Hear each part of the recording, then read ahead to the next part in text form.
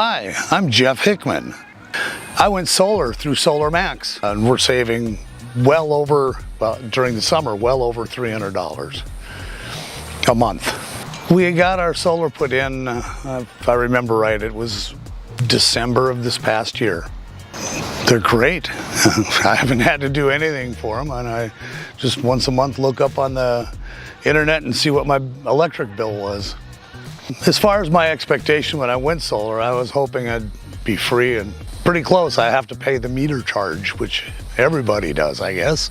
So that $30 is well worth it. Yes, it's a wonderful thing.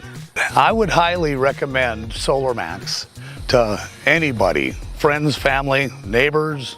They were fantastic to work with. They were very respectful of our property when they were putting them on.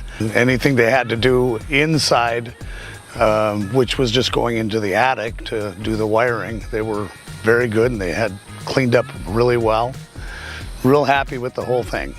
I believe it took about a day and a half to install, and then we just had to wait to get the Duke out to hook us up to the grid, and that took a little while, but it was worth it.